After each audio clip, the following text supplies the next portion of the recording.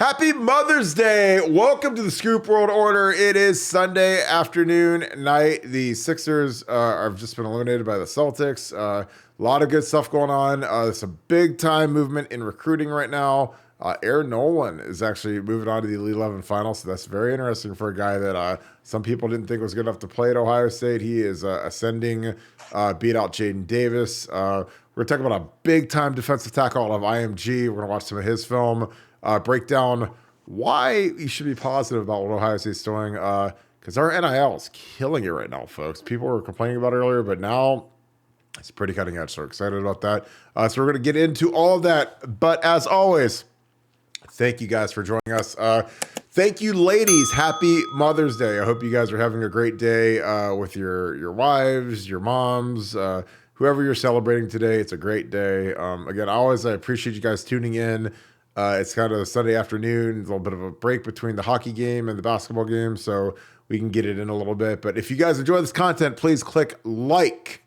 Then also hit that subscribe button and send it to all your friends, all your buddies, all your Ohio State homies. I was going to say they all love it, and we're growing like crazy because of you guys, so thank you. If you enjoy our live shows, click the little bell. You'll get an alert on your phone or your iPad, and it'll say, hey, they're going live, so you guys can jump in here and bring that heat. You guys bring some fantastic questions, so we appreciate you guys.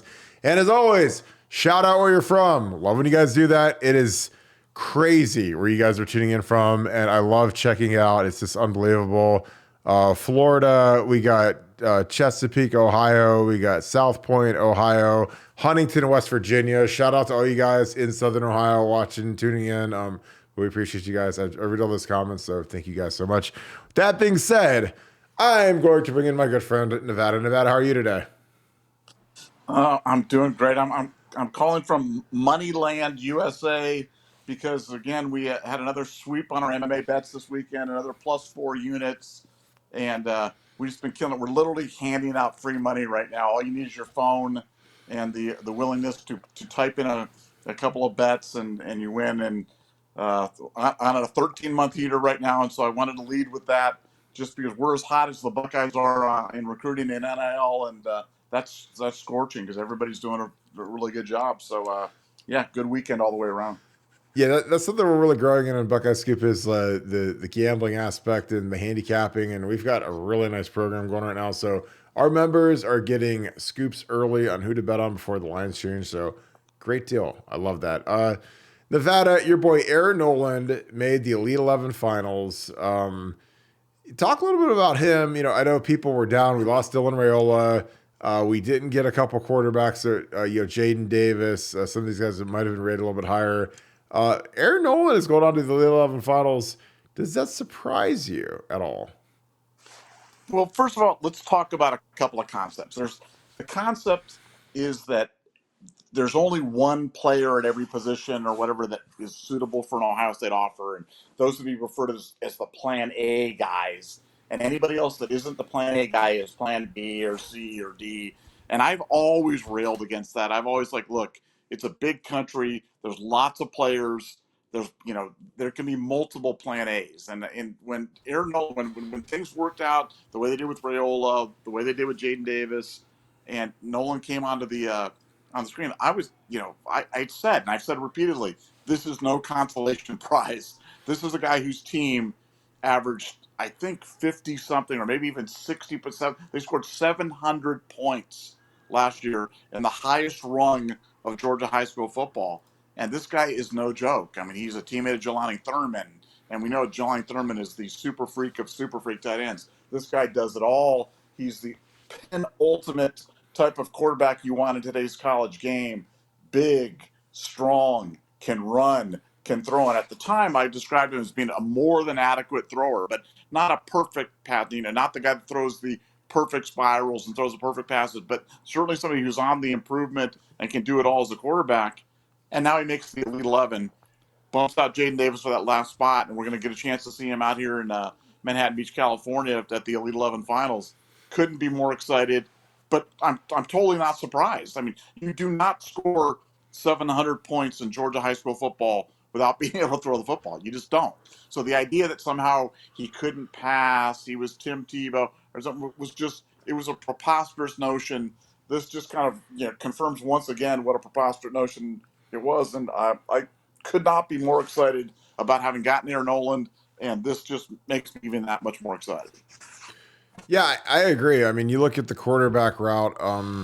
It's a winding road for a lot of these guys. I mean, you go back to the Baker Mayfield draft with the Browns. He went number one overall, Heisman guy. He's a walk-on that started his first game at Texas Tech, goes to Oklahoma. You look also at that draft. Josh Allen was, a phenom. Ended up at vaunted Wyoming. Wasn't really that great in college. He had incredible tools, but there were a lot of questions. His accuracy was like 48% or something something crazy. It might not have been that low, but it was low. It was a big question mark. But you look at who his receivers are, what's his offensive line like, what kind of teams is he going against? I mean, Wyoming's not exactly a powerhouse of college football, but Josh Allen's probably the second best quarterback in the league, maybe third best behind Mahomes. But he's a freak, and Lamar Jackson was also in that draft and sank all the way to 32 because NFL teams didn't think he could play, and second highest paid player in the league now. And and he didn't go to Bama, he didn't go to Georgia, he didn't go to Clemson, didn't go to the U, didn't go to Florida State. He went to Louisville. So again, like it's an inexact science. I think that if you put a gun to my head and say, who do you want to evaluate your quarterbacks? I mean, outside of Lincoln Riley, it's got to be Ryan Day. I mean, those are the two guys that are, if you go there and you stay there and you play there, you're a first round pick, and you're probably a high first round pick. Like Lincoln Riley, he's got the presumptive first round number one overall pick next year in Caleb Williams, a guy that teams like the LA Rams are already tanking for. They've traded off Jalen Ramsey. They've traded, they cut Bobby Wagner. They've traded every player other than Aaron Donald with a pulse. And they want to go 0-17 or 1-16 or whatever so they can get Caleb Williams. So, again, I think if Ryan Day wants to go on him, that's good. I'm good with that. And again, if this kid gets here and he can't play, then guess what? We got the transfer portal. We'll go after Drake May. We'll go after a kid that's the next phenom that wants to get paid and throw it to J.J. Smith and Ennis and Tate. And, that's why I sleep like a baby at night when I think about our quarterback situation, because I think that we've got – a guy that really has figured out how to evaluate a quarterback in Ryan Day. So, if a kid entered with the portal, I definitely don't lose any sleep on the quarterback because, what quarterback in the universe wouldn't want to come walk into Ohio State and throw to the receivers we have, with the O-line that we have, and the running backs that we have? I mean, it's like cheating. And you play in the Big Ten. So you're playing, 12 teams that have less talent than you. It's not like playing in the SEC. It's not like playing other conferences. Like when you line up with Ohio State's skill, you're better than every team you play against, including Michigan. Now we didn't play as good as them the last 2 years, but we have better players than they do. So I'm excited about it. I think he's going to be a great kid. He can run, which everybody knows Nevada and I love guys that can run a little bit because it's a lot harder to defend. It doesn't mean I want him to be Tommy Frazier. It just means it's a lot harder to defend if you're a defense. So, but yeah, Nevada, I'm excited for it. Like I said, he's a great kid. My interactions with him couldn't have been nicer. He's built like an absolute brick crap outhouse. I don't want to say the S word and get banged, but he's a beast. Like I love that kid. So but yeah, so you're buying some Aaron Nolan stock right now. Yeah, as much as I can. I mean, the idea that a guy with this kind of tools, who's kind of produced at the level that he has, is now going to come in and get coached by Ryan Day. And as you said, you're playing with all these tools, and you're getting coached up and developed by Ryan Day, and playing a schedule where we've got a decided talent advantage in 95% of the games that we line up in. I mean, I just don't see how he's not going to put up huge numbers at Ohio State. And I think his recruitment is really kind of an indication of kind of an evolution of Ryan Day's view of the quarterback position. I think Ryan Day really was kind of bought into this idea that his quarterback should not run the ball at all, and should only be pure passers. And I think Ryan Day's kind of evolved on that as he's kind of learned, as we all are evolving and learning and kind of revising our views on the world. I think Day's evolution on his view of the quarterback position has evolved, and I think Nolan's the latest iteration of that. Yeah, I agree. I think that like Tom Brady, when he got hurt in 2008 and tore his ACL, he was standing in the pocket. So, guys are going to get hurt in football, but there's different types of runs where you can kind of protect the quarterback, keep him out on the edge, on the perimeter. Tell them to slide, teach them how to slide, bring in the baseball coach from Ohio State baseball, teach, air how to slide or whoever how to slide and protect yourself. Like, if it's, if you're, if you run it, you keep it, you get 7 yards and you slide and you don't get hurt and a guy taps you for you to be down. Hey, that's perfect. Then there's no wear and tear. There's no risk of injury. Obviously running in the A gap is a totally different animal. You don't need to do that and get hit by a D tackle and a linebacker at the same time. But keep these guys on the edge. I mean, these guys are athletes.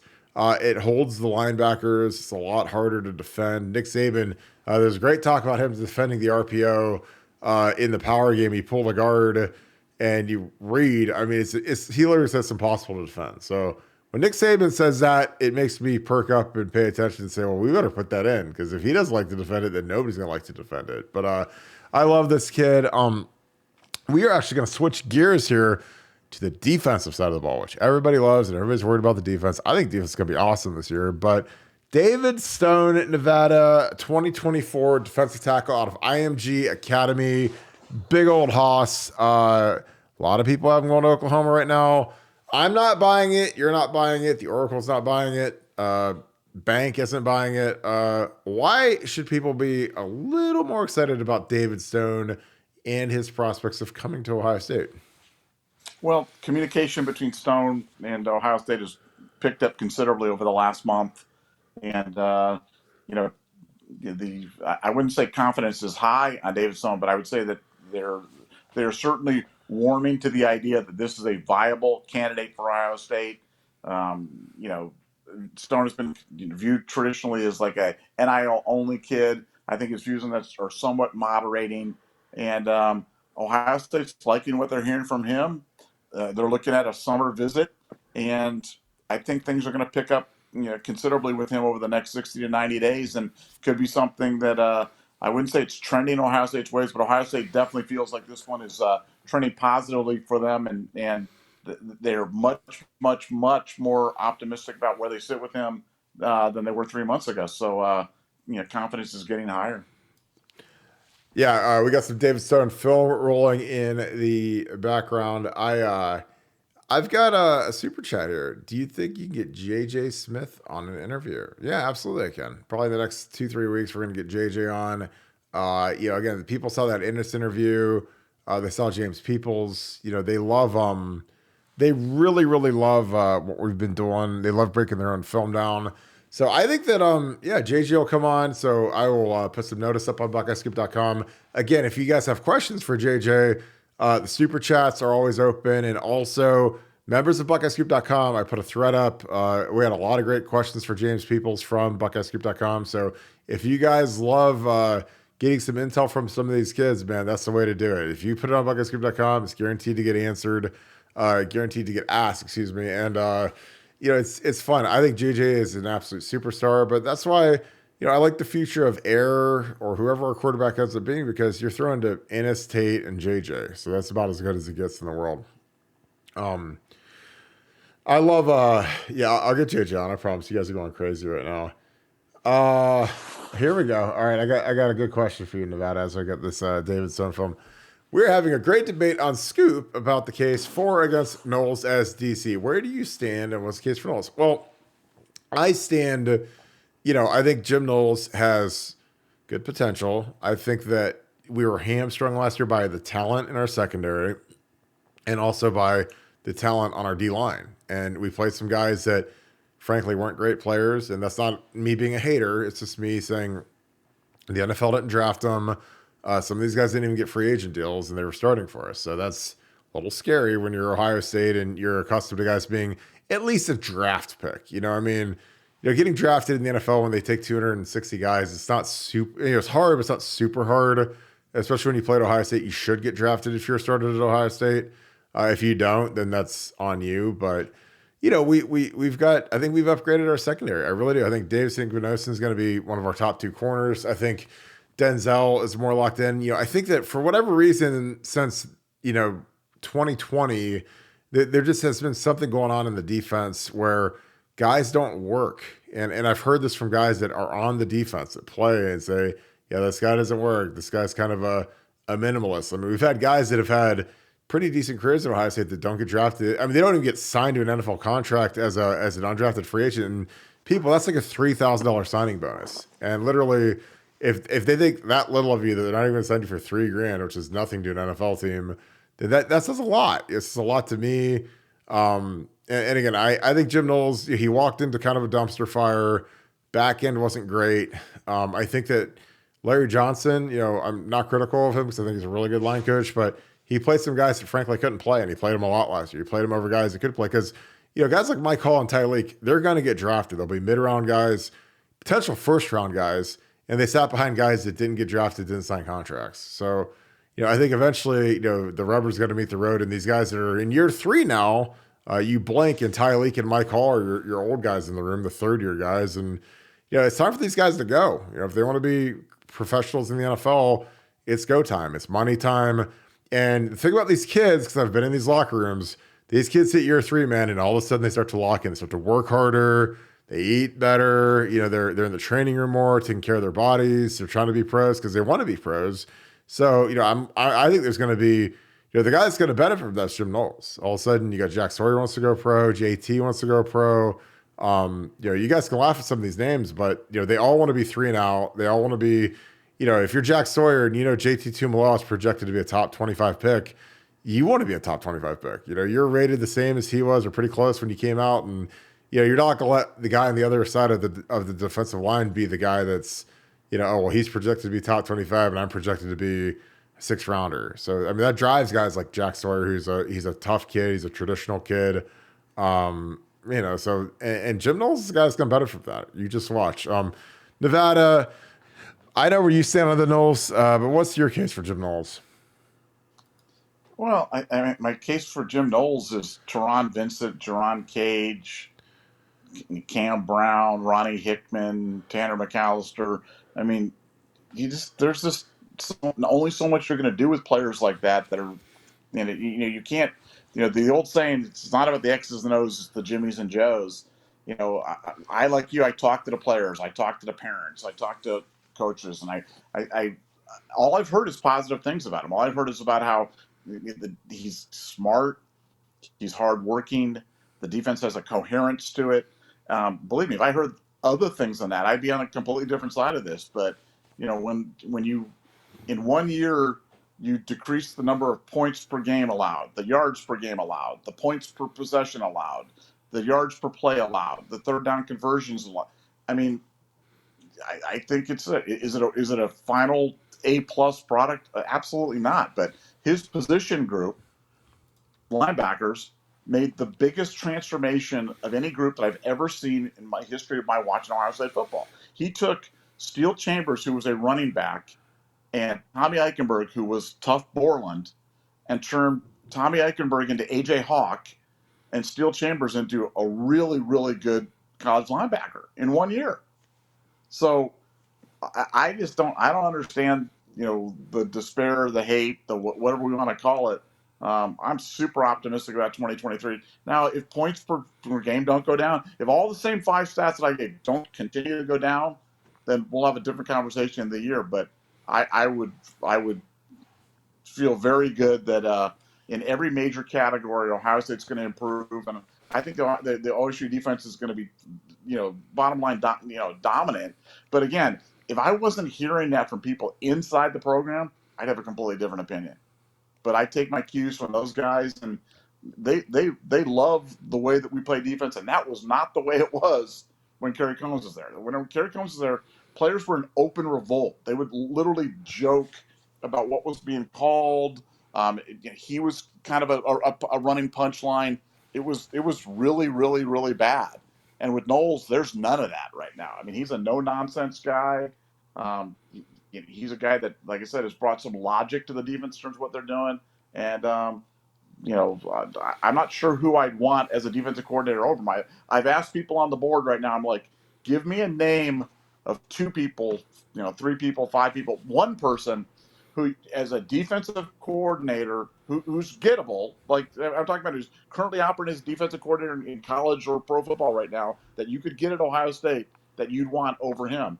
And I haven't. Nobody's come up with a name yet. They came up with.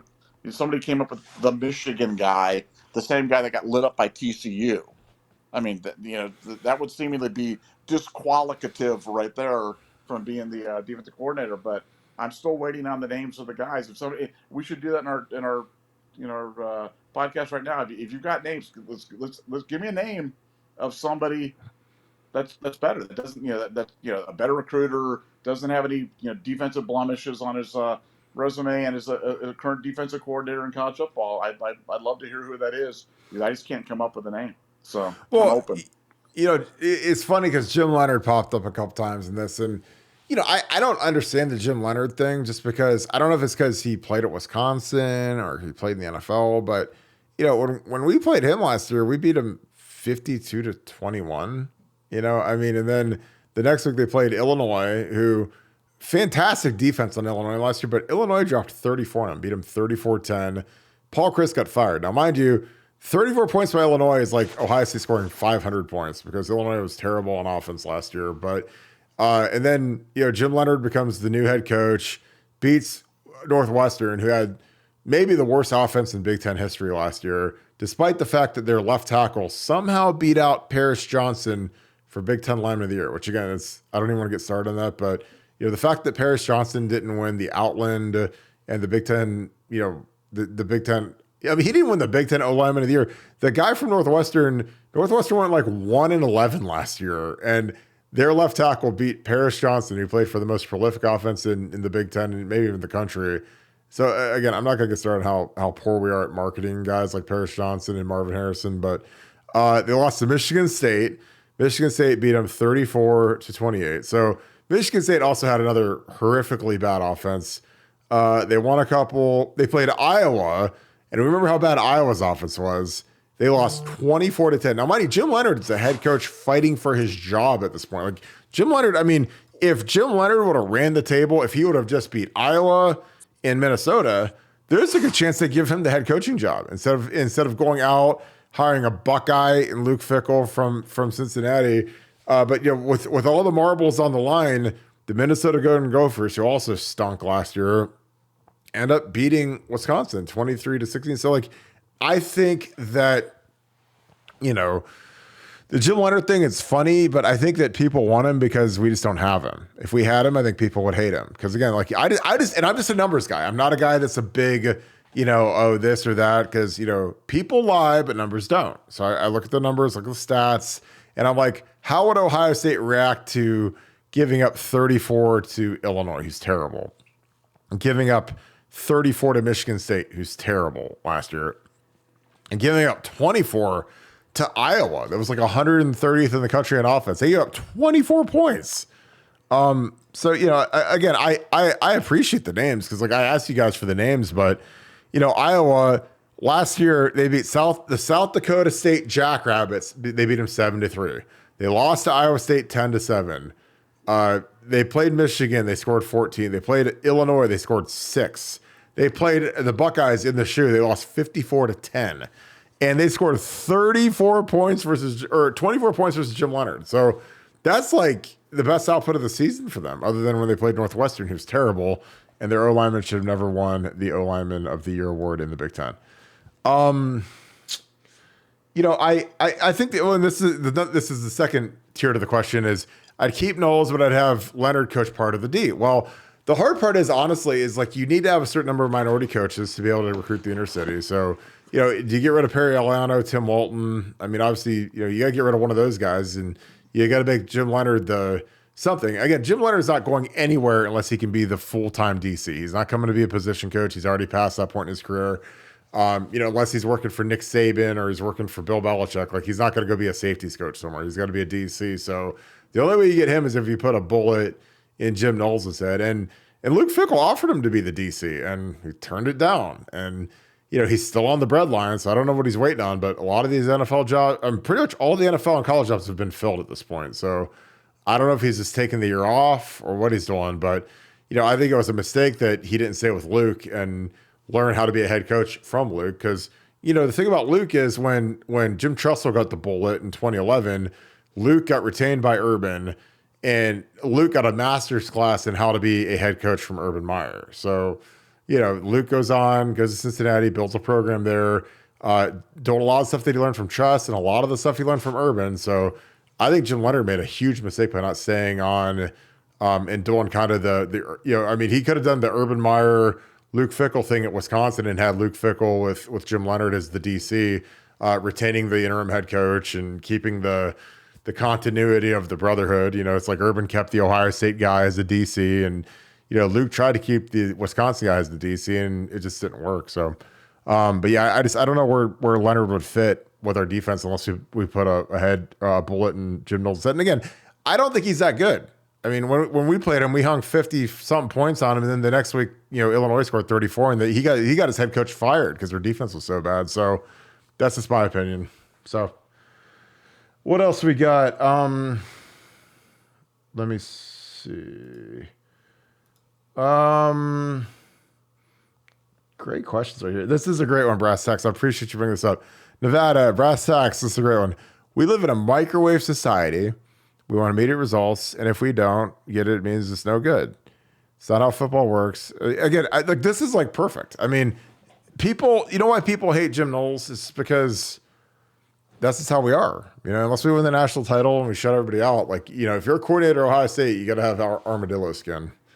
Nevada, your thoughts on that? Because again, I think people always want what we don't have, who we don't have, players we don't have, whatever. But what are your thoughts on that? Well, I just think, like we talk about the numbers, and one of the keys to evaluating numbers always is get as large a sample size as you possibly can. Don't, we've had these Knowles discussions kind of ad nauseum on the board, and I hear people like, well, let's just talk about how he did in the Michigan game or the second game against Big Ten East opponents, and I'm like, why don't we just look at the whole season and kind of evaluate things like there, because you just got to look at the trends. And I think when you look at trends and you look at larger sample sizes, I think then you become, less myopic about, little, blips here or bad games there or bad quarters or bad performances or whatever it is. Large sample sizes kind of even those things out. And I think that's why, look, we're Ohio State. We need to be better than being reactionary and want every coach fired, every season. We came within a bad call or a missed field goal from winning the national championship last year. So I think we're close. We're really close. We'll stay the course in terms of what we're doing. And if Knowles eats the cadoodle in year 2, then look, I'll be the first one. There'll be a podcast entitled "Let's Fire Jim Knowles," and Yeah. and I'll lead the thing, and we'll burn him in effigy, and we'll harass all of his relatives on social media, and we'll do the whole thing. But until then, I think we gotta go all in on supporting him and really believe what's going to. And I believe wholeheartedly that the defense is going to be lights out. I have a lot more confidence in the defense right now than I do the quarterback position. And that is not dissing on Cal McCord, and that's not dissing on Ryan Day, or that's not. I believe more in the defense, and I just have more of a resolute belief that it's going to be lights out. I don't know what we're going to get out of the quarterback. I'm hopeful. I'm optimistic. Recent history would indicate that things are going to be good, but I've got a lot more concerns about that than I do about the defense. I think the defense is going to figure it out, and I even think the guys that are being forced to play, guys like Sonny Styles and Mike Hall and Ty Leak and C.J. Hicks, those are all playmakers. Those are all difference makers, and I just think everything's coming together. I think it's the perfect storm for the defense to step up and have just an absolutely dominant year, and I can't wait to see it.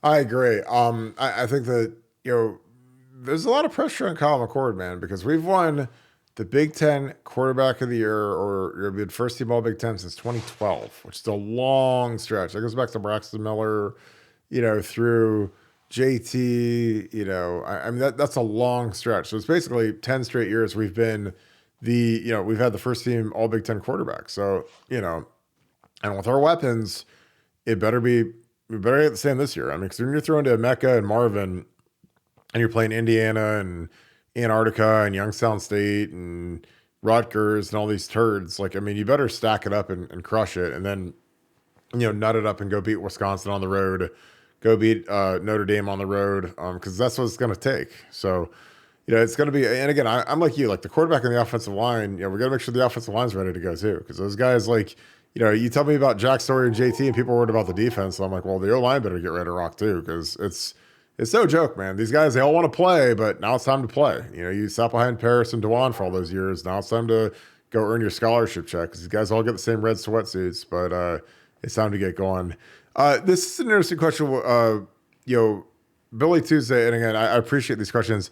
I take Phil Parker, and I think Phil Parker does a great job at Iowa. He's been there for 1,000 years, but he's a guy that I really when I'm Ohio State and I'm looking at hiring a coordinator or a high end position coach, obviously schematically you have to be good, technically you have to be good, you have to have a good history, good track record of what you do. It has to be sound defensive football, but what is your recruiting ground, and what kind of relationships do you have, and how prolific are you, and how often do you go toe to toe with the big dogs and recruit? And again, it's one thing to be at Iowa where nobody expects you to pull big time players, and you're probably going to be dealing with a bunch of 3-star guys, 2-star guys, and turning them into tough physical Iowa kids that are in the weight room and they play sound football. But you go to Ohio State, man, you got to go toe up against Kirby Smart, Nick Saban.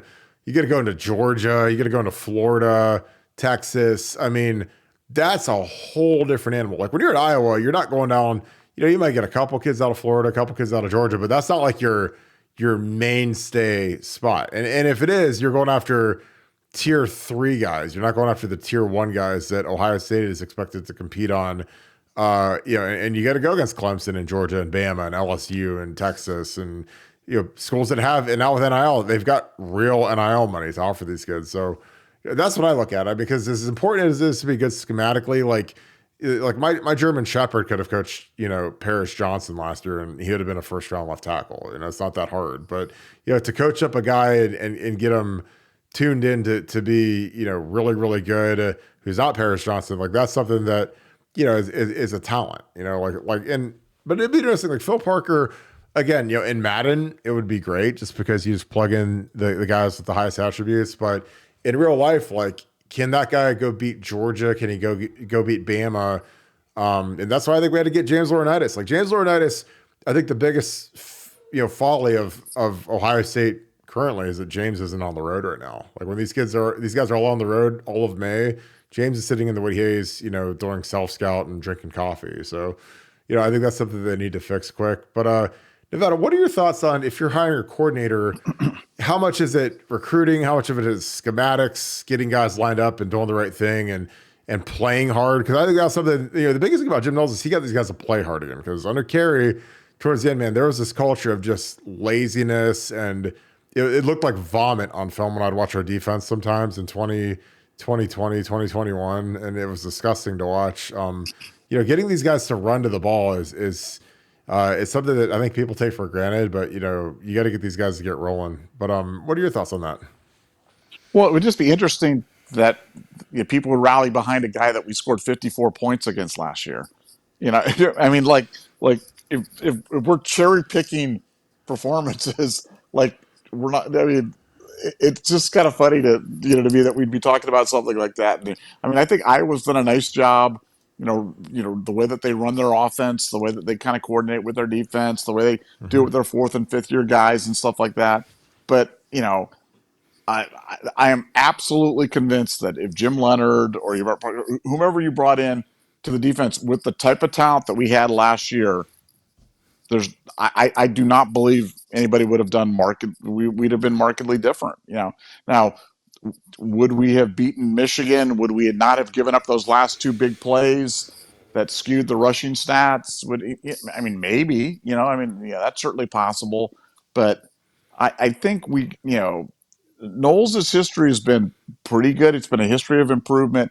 He's a really smart guy, and he is all ball. He's not about outside interests. He's not about outside speaking. He's not about, endorsement deals. He's not about, John Cooper in the hot tub. He's not about any of that stuff. He is all football all the time.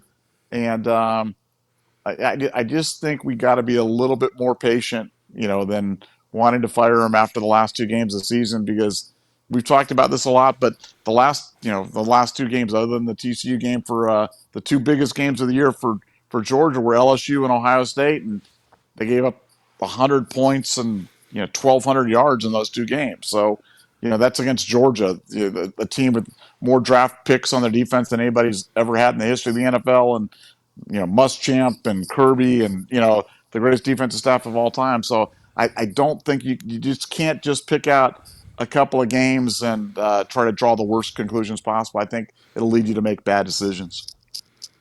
Yeah, I agree. I mean, it's just part of the deal. So, like for instance, if I say you could get Kirby Smart as your DC tomorrow, would you do it? Yeah, of course you would, because he's probably the best in the game. But in 2021, obviously they came back and they beat Bama in the championship, but that SEC title game, they lost 41-24. And that 21 Georgia Bulldog team had the best defense in college football history, in my opinion. I mean, the entire defense got drafted. They had 3 first-round picks on the D-line. They had the Butkus winner. Just insane talent across that. They're the big D tackle he won every award, and then they had the one DN went number 1 overall, and then the other guy went number 6 overall this year, and then they had the other rush end go to the Eagles, in like 31 or whatever it was. So, again, and they lost 41-24 to Bama. Now they came back, because Bama ate the cheese, and when you're a rat and you eat the cheese, that trap's gonna crush your head, and that's what happened to Bama when they had those 30 days off, and then they played Georgia again, and Georgia was hungry, and plus JMO got hurt. So if JMO doesn't get hurt, Kirby Smart and Will Muschamp, 2 of the greatest defensive minds in the game, maybe 2 of the greatest defensive minds in history, they could have lost back-to-back games to Bama. So again, it's a razor's edge sometimes in football. So I don't know. I think we got to give Jim Knowles at least one more year. I think ideally you give these guys 3, but in modern college football, you get 2. In modern football, period, NFL, college football, big business, you get 2 years. That's it. PJ Studio, this is a great question. I really appreciate the super chat. Thank you, brother. Super chats always get answered. So if you guys are on here, you want to get something answered for sure, send us a super chat. Pretend you are an NFL GM. I'm going to send this to you, Nevada, first. Why did DeJuan Jones and Luke Whippler fall back in the draft? ? Experts had them going earlier in the draft. What issues will they have at the next level? I'll let you start, Nevada. Well, I think with DeJuan, it's obviously you've got. I mean, he's massive, and that's kind of a double-edged sword. Is he massive or is he big and lazy? And he was kind of, the scale was not his friend as he's kind of going on.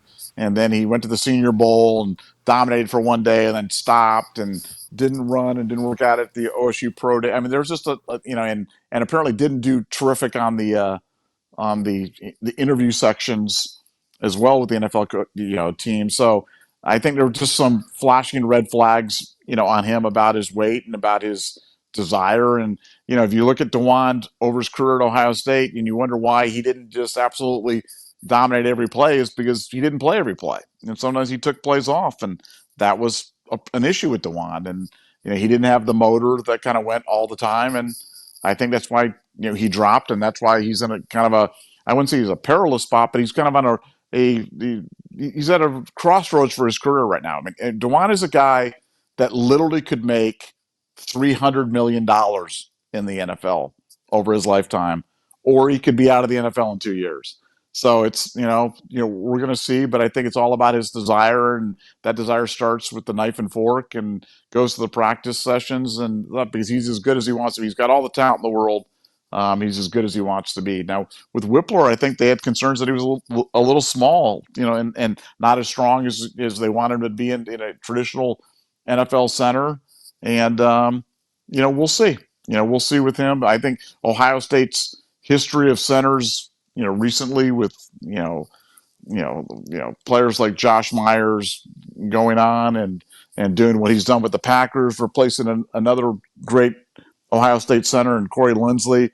I think that kind of saved him in terms of from falling any further. But I think there was concerns about his inexperience and about his size, and I think that's why he slipped down. But I think the Browns got a couple of good ones, and I personally think they're both going to be 10-year NFL players, and we'll see if I'm right or wrong.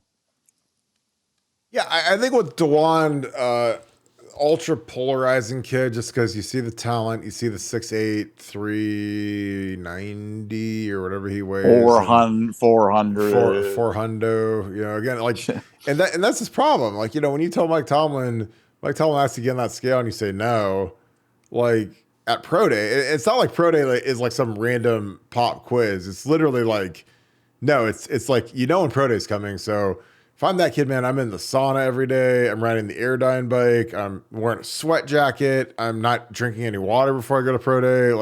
Especially if you're not going to work out, then you definitely don't have to drink any water because you have to worry about pulling a muscle. But I don't know what his team was thinking, or if his team couldn't reach him. But if I could, wrap, if I could give DeJuan some advice, I'd be like, dude, you totally botched the process. You took off after the Senior Bowl after one day. You said they were in a backpack. And again, I love DeJuan. So this is coming from a place of, dude, I don't want you to be the next Isaiah Wilson. Isaiah Wilson was a first-round pick for Tennessee 3 years ago, I believe. The year that Andrew Thomas went first round to the Giants. He was like their Paris. He's their top 5 pick. He's gonna make he'll make $200 million on his next contract. Probably the best left tackle in the NFL now. And Isaiah Wilson was the right tackle for Georgia. He went to the Titans in the late to mid 20s, first round pick, absolute train wreck. And he was a supersized tackle, 6'8" or 6'7", 350. He's from New York, Long Island, New York, I believe. And he went to Georgia, was really, he was good at Georgia, but he had a big project, big 6'8" guy, good athlete, but just a big, massive mauler, just like DeJuan is. And, he got a big fat check, and he went out and, he got arrested, and he was doing he did so much dumb stuff that he got traded after 1 year for a 7th round pick to the Dolphins. Shows up to the Dolphins. It was 430. They cut him.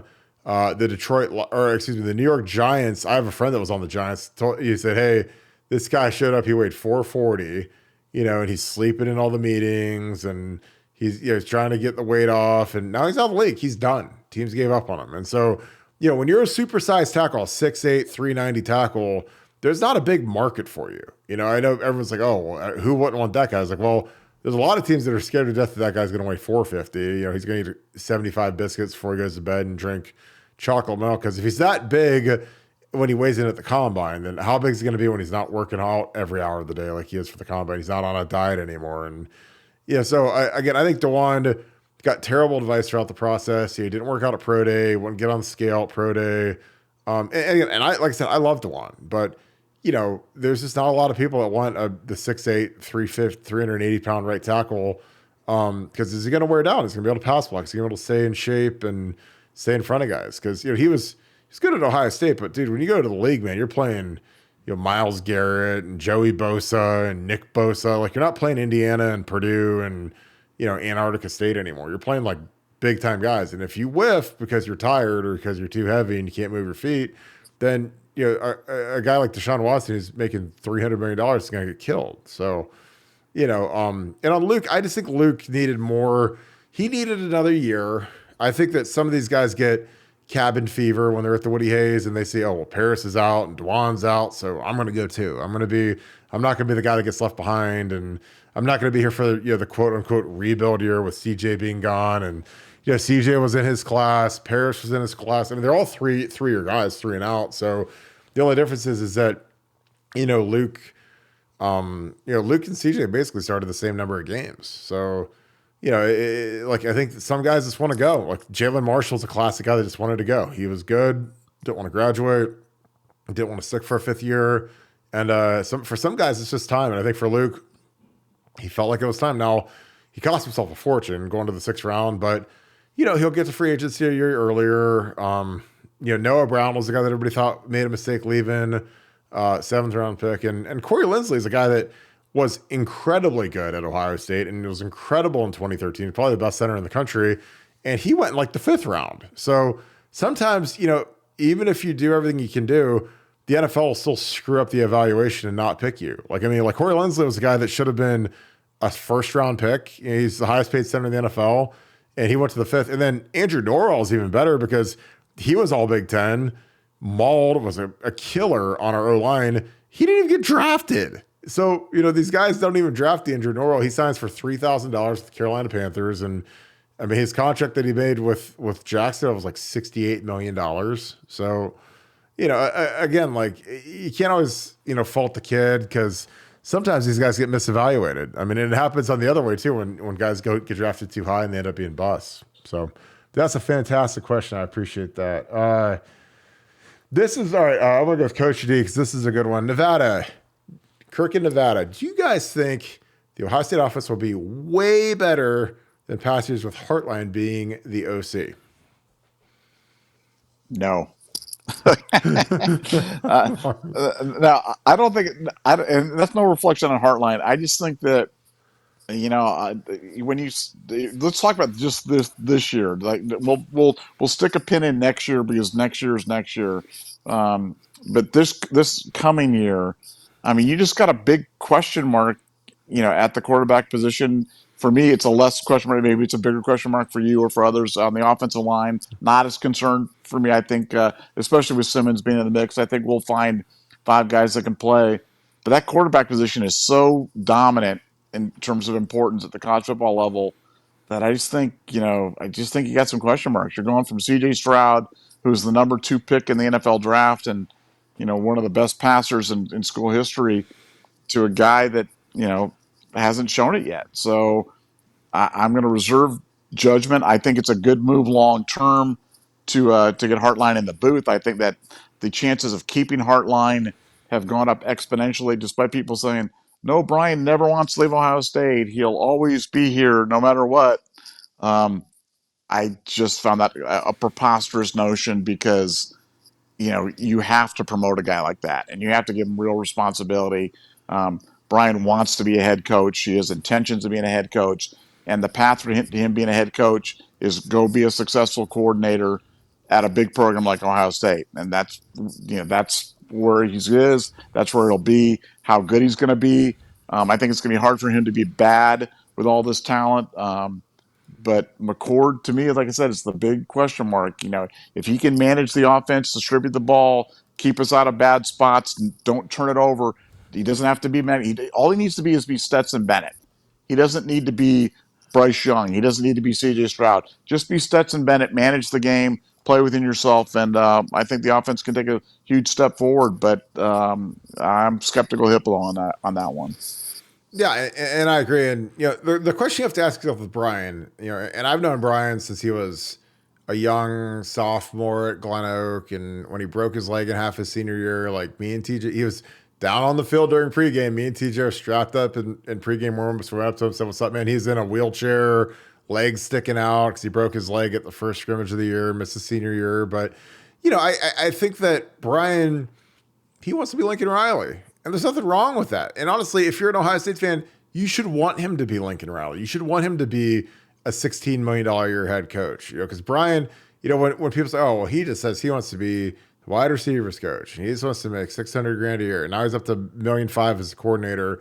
But you don't think Brian doesn't want to be that $15 million a year guy like Lincoln Riley is, or like Ryan Day is about to be, or Ryan's making $10 million a year or whatever it is now. It's like, these guys, when you're a competitive guy like Brian Hartline or like James Laurinaitis, like you don't set a ceiling. You don't set a ceiling where it's like, oh, I want to be a position coach at my alma mater. No, I want to be the head coach of my alma mater. No, I want to be a head coach of the Browns or the Patriots or the Vegas Raiders, whoever, So, and again, and I've talked to Brian a million times about this, but it's like, dude, I just don't say stuff like that because then you paint yourself in a corner and people say, oh, well, he said he wants to be the wide receivers coach for the rest of eternity. I was like, no, he doesn't. Brian Hartline, like, do you know how I know Brian Hartline? That'd be like if I say, oh, I just want to make the state.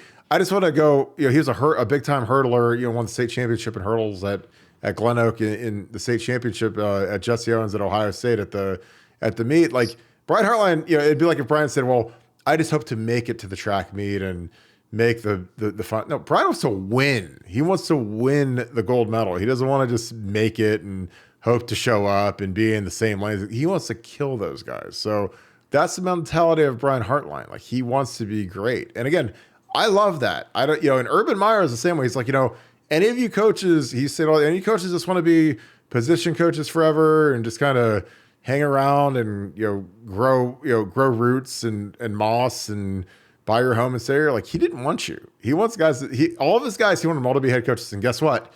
That room I sat in 2012, go around that room. Stan Drayton, he's the head coach at Temple. Tom Herman, head coach at Texas. Now he's at Florida or FAU.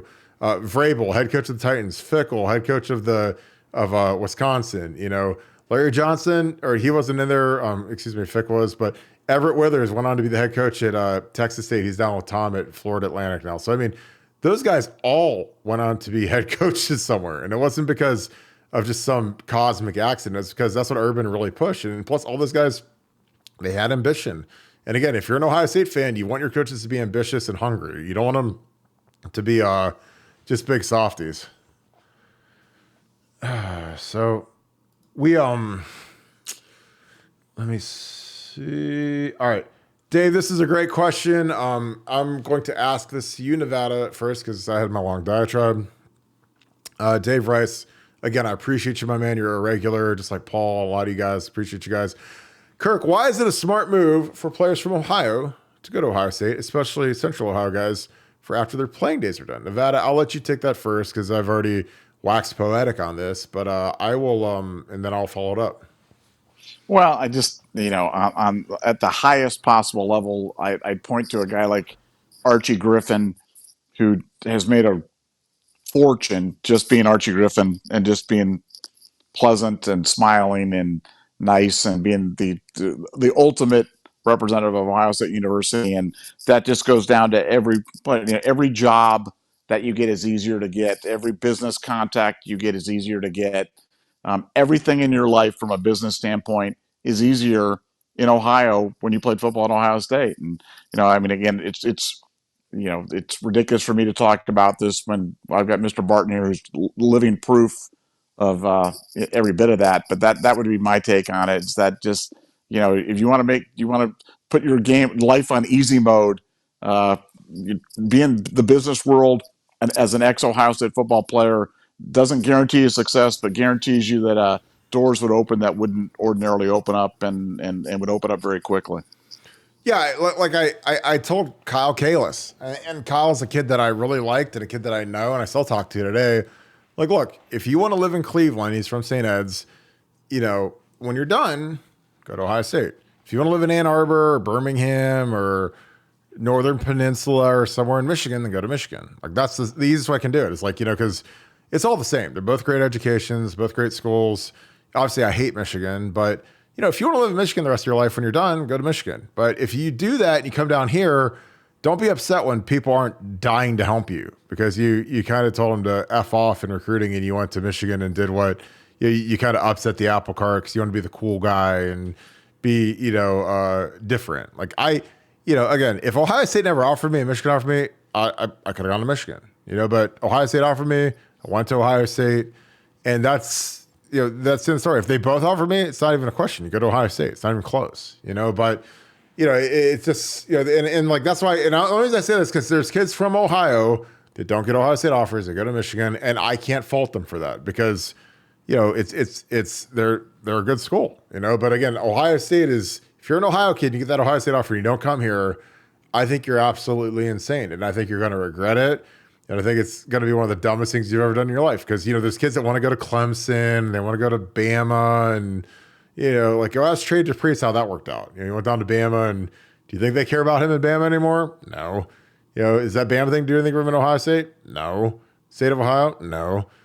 So, and again, I'm not being negative towards Trey, but some of these kids, they like to go be contrarian, they like to go be different, go be cool, leave Ohio. And again, I just think that it's like a super highway that's already been paved and created for you. If you just go to Ohio State, you do the right things, you network, you get to know people. Like all of my best friends are via Ohio State football. And I'm talking about people like Nevadabuck, people from Buckeye Scoop, people from the business community in Columbus, and again, I don't, just walk around, in all Ohio State gear all the time, but like, it does give you a little bit of notoriety, and it also does, it just helps. Like, people, they like to, talk football a little bit, it kind of breaks the ice a little bit as you're getting into business meetings before you really get down to the nitty gritty and performing in business. But I'm just telling you, I tell these kids, I'm like, look, if you want to stay here, go to Ohio State. I mean, like Lorenzo Styles Jr. played it perfectly because he came back. He's got the Notre Dame degree. Now he's going to have that Ohio State network. And again, the people that did better than anybody in history was the Bourne family. I mean, the old man, Mike Bourne, played for Bo Schembechler at Michigan. Ohio State didn't want him. They didn't offer him. And he was a monster at Michigan. Very good player. Justin goes up there. Obviously, Lloyd Carr retires. Rich Rod, the whole thing. Justin comes back down here. Then Zach comes here. Then Jacoby comes here. And that family's made a fortune off the Ohio State stuff. Now, they work hard, and they're really good at what they do. Mike started a really nice business, grass groomers, and they've got, a dumpster company that makes a fortune. But, if they all go to Michigan, is it as prolific? I don't know. Maybe it is. I don't know if they have the Ohio State, landscaping contract if they all go to Michigan, so, and maybe I'm crazy. Maybe they're just that good and nobody can cut grass better than they can. But, when they all go to Ohio State and then, sacks Devin Gardner and does all that, like, it all kind of just like fits. And then Jacoby Bourne starts as a champion or as a center on the national championship team. Like, again, like, and I love that because they're the greatest story. If I was a recruiting guy at Ohio State, I'd say, look, none of these guys played in the NFL. None of them. They didn't play none of them played a single snap in the NFL. And guess what? They have just crushed it in the local business landscape of Columbus, Ohio. So, they're my cheat code. If someone says, well, should I go to Michigan or Ohio State? Well, look what the Bournes did. I mean, why can't you do that? Why can't Sonny Styles and Lorenzo Styles Jr. do what the Bournes did? Set up shop in town. And people love supporting Ohio State people that are good people, that worked hard, that played well, did the right thing, and it's just easy, So there's my diatribe on what Ohio State means to me and to these kids. And I tell these kids, I'm like, look, if you don't network like crazy while you're there, you're out of your mind, because there are people that will help you that are in prestigious positions, CEOs of Fortune 100 companies that will help you because they like Ohio State or their dad went to Ohio State or whatever. And if you don't latch onto that, that's your fault. All right. Let me see. What else we got? Guys, you guys are bringing some great questions right here. See, Fredo knows this is a cough, Aaron Scott. I love that. But he's a perfect one. He's like looking at Michigan, Ohio State. I'm like, dude, like, if you're from Dayton and you want to live in Dayton or you want to live in Columbus when you're done, like, there's a reason why guys like Mike Conley and all these basketball players that have made $200 million all live in Columbus afterwards, because people take care of them. The people want to do business with them. It's a good gig. Nevada, you feeling good on Aaron Scott? I think we'll end with that, 'cause I feel really good about him.